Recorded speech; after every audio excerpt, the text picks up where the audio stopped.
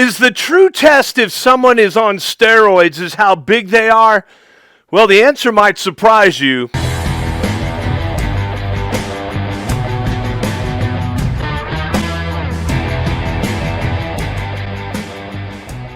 Hey guys, I am IFBB Pro Jeff Christian, retired in 2019. And one of the things that I'm really working on is how to help parents understand what's going on with youth today. Now, I have a background with working with young people.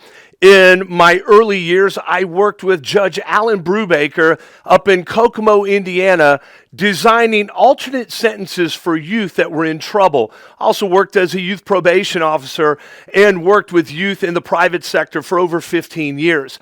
So I have a background in this type of subject. And one of the things that I think is really important is this proliferation of steroid usage with teenagers. And it's becoming really quite epidemic because of social media and the fact that we have all of these social influencers out there acting like they are not on steroids when in fact we know they are. Or at best, they're using peptides and SARMs and other things. And so what happens is our young people are seeing an unreal expectation of working out, and when they are not getting those results, guess what happens? They turn to other things to try to get the results they see on their screen. That's just bottom line. Now, you may say, Jeff, wait a second, you're a hypocrite. You were a pro bodybuilder in the IFBB. That obviously is a lot of drugs, and you would be right. As a matter of fact, I started on steroids when I was 13 years old. A friend of mine, his brother was a power lifter, and I got a full cycle of Dianabol when I was 13 years old. And that started my life as far as in bodybuilding and working out and the obsession with the body. And so today, I want to talk to you just for a few minutes about the 10 things you need to look out for if you're a mom or a dad or a caretaker or somebody that's concerned about your young person and their newfound obsession with the gym or their body or something like that, that you can look for and be able to identify and maybe get some help. Now, I want to stop right here and just say this, and I think it's super important. I love the gym. I love bodybuilding. I love fitness. I love all that stuff. And in 2019, when I retired, I decided that I was going to get off of all of the drugs. And now, because of my background with years and years of steroid abuse, I have to take testosterone pretty much till the day I die. That's just the way it is. But in this entire scenario that I have lived through, what I've decided to do is what alcoholics do. Once they get clean, what do they usually want to do? They want to share their story. They want to tell people. And so people don't look at the alcoholic who is sharing his inspirational story with other people and go, boy, he's a hypocrite.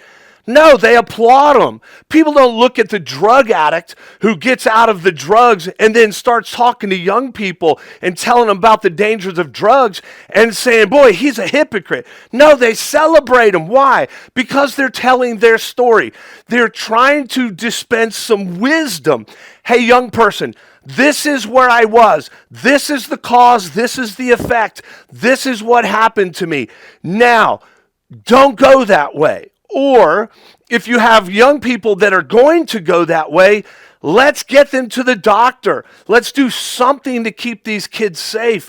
Because as of now, all steroids pretty much that anybody is getting is made in somebody's garage or somebody's lab. Or honestly, I saw a guy making it in a chicken coop one time with an easy bake oven. Not an exaggeration. So let me give you the 10 things, and here they are. Number one, if your youth has rapid physical changes, in other words, he starts gaining a lot of strength and a lot of muscle pretty quickly, especially without proportional training. He just goes to the gym here and there, or he's playing football and he's only working out when the football team work out. But if you notice that he's getting really big without a lot of training, then that's a red flag. Pay attention to sudden enhancement in their muscle size and definition. Look, the body doesn't make gains naturally like it does when they're on steroids. Don't be fooled. Number 2, behavioral shifts. Now, when you're in your teenage years, you've already got all of these hormones going on. You've got all of this stuff happening. But I want you to look at behavioral shifts, okay? Steroids can cause mood swings and aggression and even depression. Now, a lot of times we see that in teenagers. It's very obvious, right? Kids wanting to sleep a lot, they get moody, they're having friend problems, relational issues, they're trying to grow up, and they're caught between growing up and being a man or a woman and still wanting to be a child. And so this is already a really volatile time in their life, but I want you to look at behavioral shifts. In other words, sudden unexplained changes in their behavior and their emotional state. It could be indicative in a red flag of steroid use. It's so important that you know your young person. That means, dad and mom, that you can't spend all your time in front of a TV. You've got to be watching and talking with your young person about this stuff. Number 3, acne and skin issues. Now again, teens typically have acne issues in their teenage years, right? But I want you to look for something that's different. I want you to look for something that's out of the ordinary, a sudden outbreak of acne, especially on their back and their shoulders. That could be associated with steroid use due to altered hormone levels, okay? Number 4, altered voice. For boys, a suddenly deepening voice, and for girls, any masculinization of their voice. It can be a significant indicator. So I want you to watch carefully, listen carefully, know your teenager. Okay? Then number 5, confidentiality and secretive behavior. When I was on steroids at a very early age, guess what?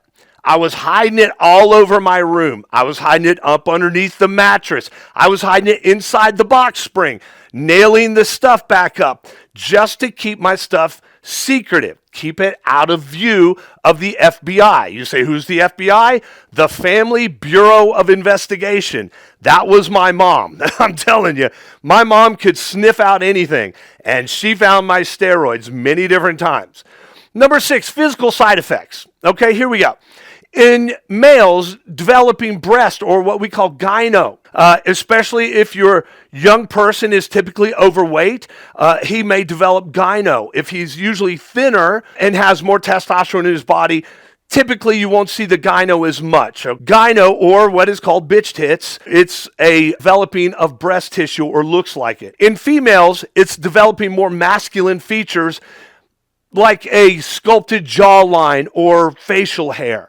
That would be indicative of steroid use. Now you say, wait a second. Do girls use steroids? Absolutely. It's not as prevalent, but it does happen. Number 7, I want you to look at new peer grouping. Now, if your teen suddenly shifts to a new peer group, like athletes or guys that hang out in the gym all the time, then you might want to start asking some questions, because if they become focused on physical prowess, it may warrant a deeper look. If all they're doing is become body focused, then you may want to take a look. Number 8, excessive gym time. Now, this was me, okay? I lived in the gym growing up. I would sneak off. Mom and dad didn't want me in the gym, but I would sneak away and go to the gym anyway. But if you allow your kids to go to the gym, and I say you should, because you want them to be strong in their body and confident, an excessive gym time is more like an obsession with working out and spending an unusually extensive amount of time at the gym. That can be a subtle sign. Number 9, defensive when confronted. Now, again, teenagers, look, I roamed the earth when dinosaurs did. I'm so old now, right? But I can remember when I was confronted with things, guess what would happen? I would become defensive. That's typical for teenagers. But I want you to look a little deeper, because if they become overly defensive, angry, and sometimes uncontrolled anger, and seemingly like they just are angry all the time, then you might want to look at the possibility there could be steroids.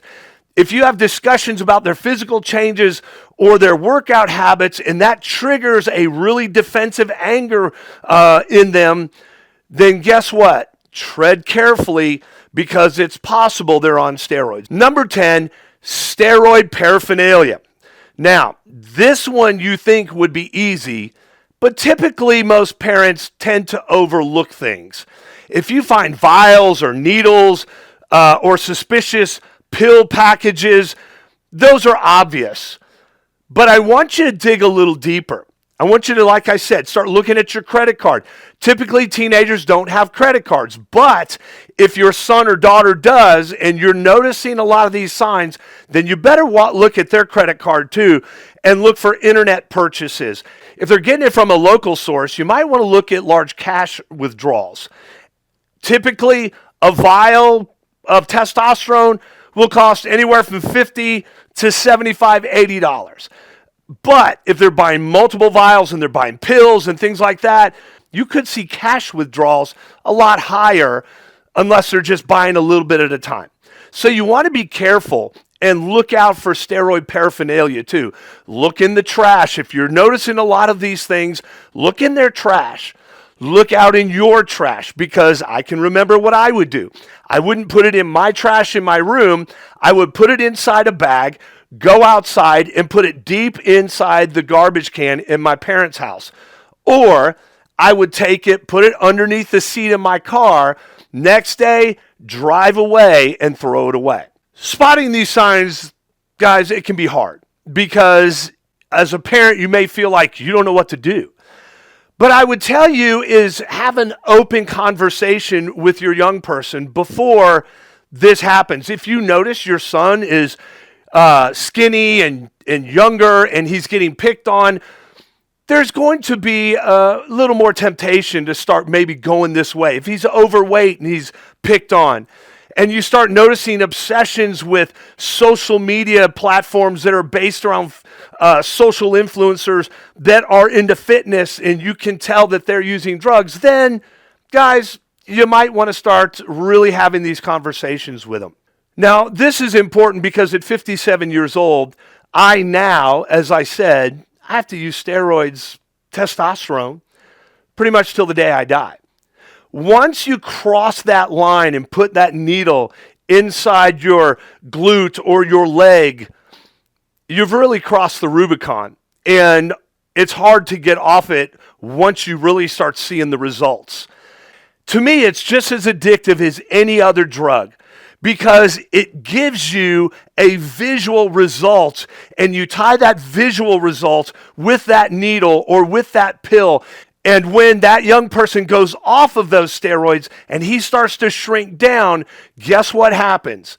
He wants to start taking again, or take more and more and more. And I'm going to give you one bonus. Number 11 is very simple. I want you to start looking for needle marks.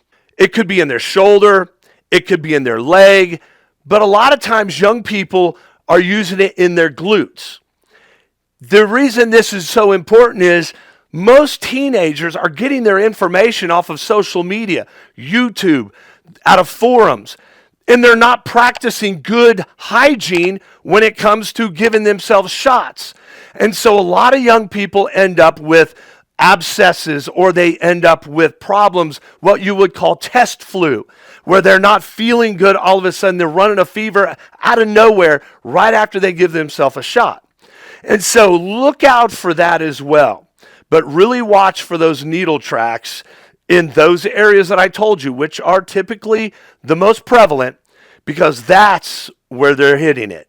And if they're using it in their glutes, guys, that is how they're hiding it. I'm Jeff Christian. If you have any questions or you have any comments, or if I missed one, I want you to put it in the comments below for me, okay? Because this is a really important subject. And as I said, soon we'll be talking about this again. But we'll talk about, what do I do if I find out my young person is on steroids? What's the next step? Thanks for coming in. That's today's Quick Hitter.